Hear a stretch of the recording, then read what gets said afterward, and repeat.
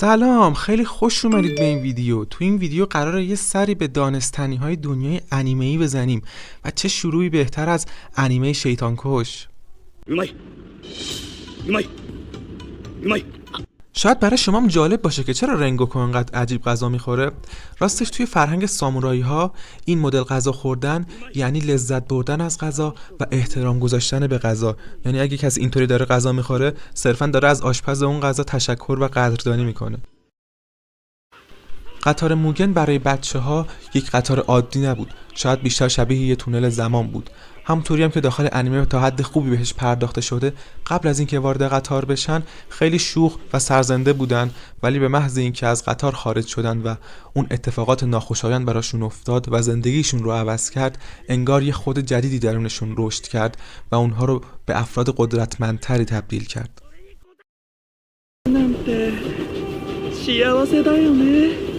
شخصیت انمو در واقع مرده، ولی جوری طراحیش کردن تا مثل قدرت اصلیش اون حس وهم و خیال رو خیلی بهتر منتقل کنه.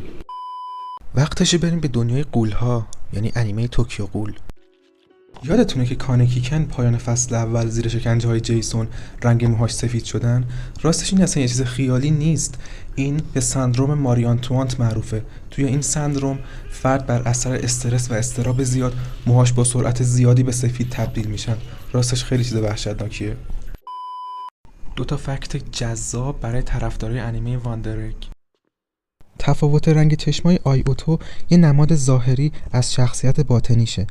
رنگ آبی چشمای اون به معنی ترس و غم و اندوه و رنگ طلایی به معنی انرژی و شادی و کنجکاوی.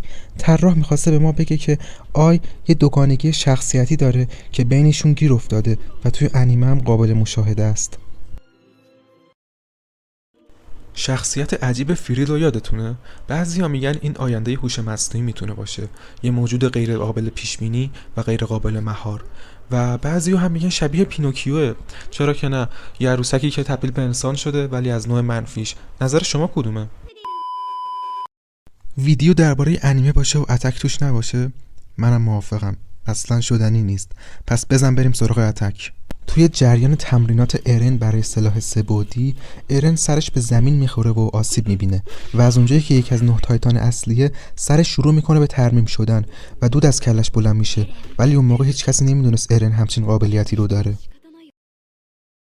وقتی که یمیر پرید رو قلعه تا هیستوریا و رفیقاشو نجات بده، برتولد که احساس خطر کرد دستشو به نشانه گاز گرفتن برد سمت دهنش، ولی اون موقع کسی نمیدونست برتولد هم قابلیت تایتانی داره.